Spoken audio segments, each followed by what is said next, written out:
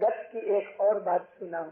زنزبار میں ایک British political agent تھا جس کا نام تھا کرنل ولیم. وہ سنگل تھا، یعنی شادی نہیں کی ہوئی تھی، اکیلا تھا. وہ برٹش ایجنٹ تھا، برٹش پولیٹیکل ایجنٹ تھا. اپنے اسماعیلیوں کا بڑا دوست تھا، اور اسماعیلی کی کوئی بات آتی تھی تو آؤٹ آف وے جا کے بھی وہ اپنی جماعت کا کام کرتا تھا. کوئی کارن سر اللہ جانے کیا ہوا، اس نے آغاز کیا. ہماری جماعت میں بہت سے لوگوں کو برا لگا، یعنی رنج ہوا کہ ہماری جماعت کا ایسا دوست دنیا سے چلا گیا. آؤٹ آف وے جا کے بھی اپنی اسماعیلی جماعت کا کام کرے، اور اس طرح کام کرے جب ایسا لگتا ہوئے کہ اسماعیلی نہ ہوئے. جب یہ خبر جماعت میں آئی، ہمارے مفتی صاحب تھے اس زمانے میں ان کا نام ظاہر نہیں کرنا چاہتا، ایموشنل ہو گئے. جماعت کے اندر مکھی نے اس کی روحانی کے بخشنے کے لیے دعا مانگنی نہیں چاہیے. مکھی کی بھول ہے، کیونکہ وہ اسماعیلی نہیں تھا. ہم اپنی اسماعیلی مذہب کی ریت کے حساب سے جو روحانی امام کی بیعت نہیں کی اس کی بخشش کے لیے ہم جوخمدار نہیں ہیں. اس بات کو میں یہاں رکھ دیتا ہوں انکمپلیٹ. اور بیچ میں سے ایک دوسری بات سنا دیتا ہوں، یہ سمجھنے کے لیے آپ کو آسانی ہو جائے گی. بمبے کے اندر ایک عورت نے مہمانی رکھی اپنے مرحوم خاوند کے لیے. اس مہمانی میں وہ عورت اکیلی بیٹھی تھی. یوزولی ایسا ہوتا ہے کہ سگے کتبی فیملی آ جا کے سب لوگ بیٹھ جاتے ہیں، یاروں دوستوں کو بھی بلاتے ہیں، ہماری مہمانی ہے ضرور آنا، تو سب لوگ آ کے بیٹھ جاتے ہیں. مگر یہ اکیلی عورت بیٹھی تھی. مولا جب آ کے بیٹھے، مومن عورت تھی، عابد تھی، عبادت والی تھی، کرنی والی تھی. مولا جب آ کے بیٹھے تو صاحب اس کے اوپر بہت راضی ہوئے، اس کو دعا آسیس فرمائی. ساتھ جو مشنری تھے انہوں نے کہا خداوند اس عورت کے ہسبینڈ کی روحانی مہمانی ہے. ماں باپ فرمایا ہم تمہاری مہمانی قبول کرتا ہے. نہیں کچھ فرمایا کہ تمہارا روحانی جو ہسبینڈ شوہر گزر گیا ہے اس کی روح کے لیے میں دعا کچھ دیتا ہوں، جو یوزولی مولا کا کام تھا. تو کہتی ہے مولا میری مہمانی نہیں، میرے شوہر کی مہمانی، ہم تمہارا مہمانی قبول کرتا. عورت کو ایسا ہوا مولا سمجھے نہیں.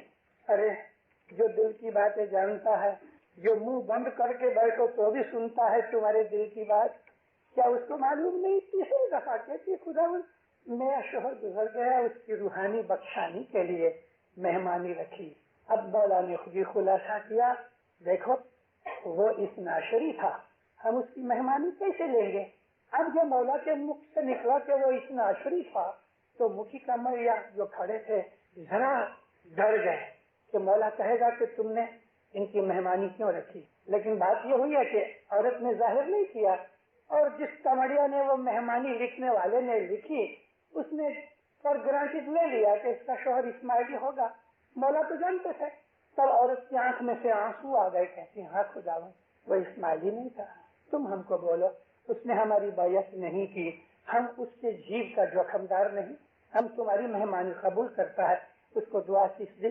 ماں باپ چلے گئے، اس کو تھوڑے سے اور بھی فرمان کیے اور یہ بھی بتایا کہ اس کا شوہر کس حالت میں ہے جب اس نے پوچھا. لیکن ماں باپ نے اس کو بخشش نہیں دی. میرا مطلب کہنے کا یہ تھا کہ امام کے حضور کے اندر ہم جو کچھ بھی عرضیں کرتے ہیں وہ جماعت کے لیے ہوتی، کیونکہ جنہوں نے بیعت کی ہے پہلے ان کا حق ہے. یہ مالک تو سارے جہان کا ہے. اگر کوئی ہندو مندر میں جا کے گھنٹا بجا کے کہتا ہے ہے ایشور، ہے پرماتما، پربھو میرے کشٹ دور کرو، میرے پاپ ہرو، تو یاد رکھو دیندارو یہ دعا کہاں جاتی ہے؟ پربھو کے پاس. وہ پربھو حضر امام ہے. اور اگر کوئی بھی قوم کا آدمی جب وہ خدا کی عبادت کرتا ہے تو اس کی عبادت اسی امام زمان کے پاس آتی ہے، کیونکہ ساری جہان کا یہ اللہ کا نور ہمارے اندر مینیفیسٹ ہے، ظاہر ہے، موجود ہے، حاضر ہے. اب اس کے لیے کرنل ولیم کی روح کے لیے مفتی صاحب نے دعا مانگی. جماعت میں لوگوں نے آمین کہہ دیا. 2-3 دن کے بعد کونسل کی میٹنگ تھی، میٹر چرچا آئی کونسل کے اندر. مفتی صاحب آپ کو کیا حق تھا ایک نان اسماعیلی کے لیے دعا مانگنے کا؟ مفتی صاحب نے محسوس تو کیا کہ بھول ہو گئی. مفتی صاحب نے کہا میں نے کوئی تھار سفرا مہمانی وغیرہ نہیں کی، جماعت کا دوست تھا، جماعت کی اس نے بڑی خدمت کی، مجھے ایسا ہوا کہ چلو اس کے لیے میں دعا مانگوں. نامدار کاؤنسل نے مکھی کو تھوڑا سا دنڈ کیا. देखो इस वाकया के पीछे बहुत सी बातें जाहिर होती हैं।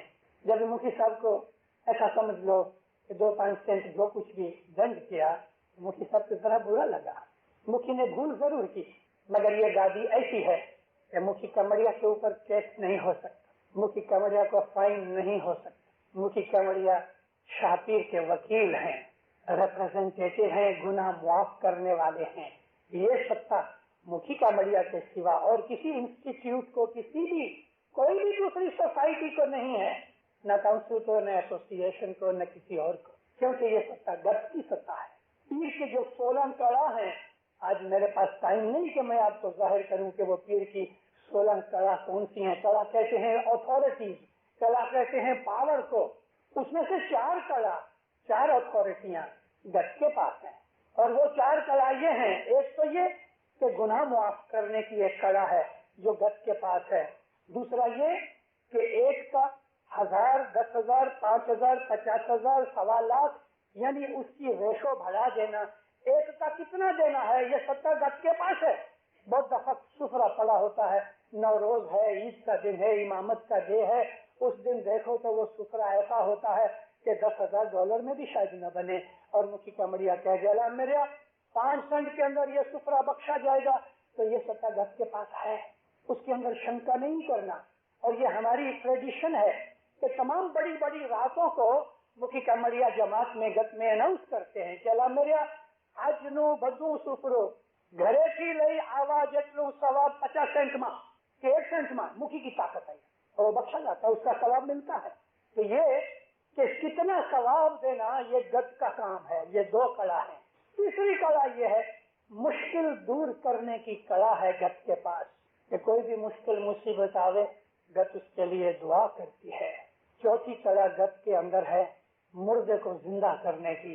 हमारे गिनानों में है मुखी तेजे मुआ जीवता करे। मुखी वो है कि जो मरे हुए को जिंदा करे। मुखी की ताकत का आखा गिनान है, लेकिन साथ साथ ये भी है कि 1.25 लाख मुखियों ने शाह मारो ढाणी में पिलाड़ से, ये भी है।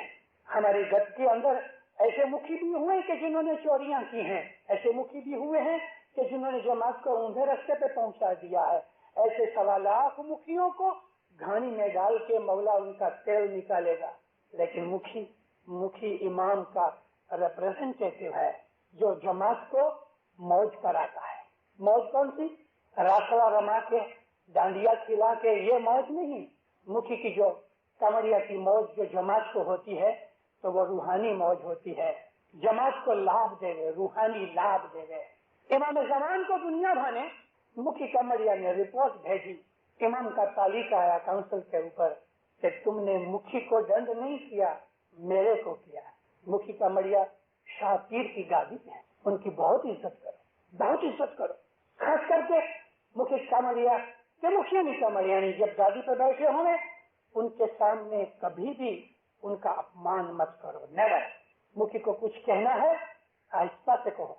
मैंने बहुत से जमात खानों में देखा है, वॉलंटियर्स आते हैं, उनको कुछ कहना है तो मुखी कमरिया के बाजू में जाके कान में कुछ कहते हैं। ये प्रथा बराबर नहीं। मुखी के पास के सामने हाथ बांध के बैठ जाओ घुटनों पे, उस वक्त कुछ कहो। मुखी कमरिया की साइड पे आके मत कहो, सामने आके कहो, क्योंकि वो शाहपीर की गादी है। उस वक्त मुखी कमरिया की तरफ से कभी कोई ऐसी बात हो जाए कि जो हमको ठीक नहीं लगती, अपनी जबान बंद रखना, कभी कुछ मत बोलना। हमें बुरा भी लग गया है, चले जाओ, मगर कुछ मत कहो। बाहर निकल के या घर जाके मुखी की दुकान पे जाके कहो, मुखी बापा कल आपने ये बात कही, वो ठीक नहीं है, वो ऐसा है तैसा है। लेकिन गादी पे बैठे हुए मुखी कमरिया को शाहपीर के दर्जे पे ले लो। मुखी कमरिया को समझना चाहिए कि हम किस जगह पे हैं। और मैंने कहा है कि 1.25 लाख मुखियों का तेल निकाला जाएगा घानी में डाल के। क्यों? कि उन्होंने अपनी अथॉरिटी का गैर उपयोग किया, जमात को दुख दिया। जमात शाहपीर के बच्चे हैं। इमाम का तालीका आया कि तुमने मुखी का अपमान नहीं किया, मेरा अपमान किया। तुमने मुखी को फाइन नहीं किया, मुझे फाइन किया। हमसे तो माफी मांगनी पड़ी। कुछ टाइम के बाद मौला गंज से बाहर गए, जमात के अंदर मुखी को पूछा, देखो मुखी, तुमने कर्नल विलियम की रूह के लिए दुआ मांगी, कैसे खुदा मैं माफी मांगता हूँ। دیکھو وہ معاملہ ختم ہو گیا. مکھی تمہاری دعا کے کارن سے اس کو دوزخ کی سزا معاف ہو گئی اور وہ جنت میں گیا.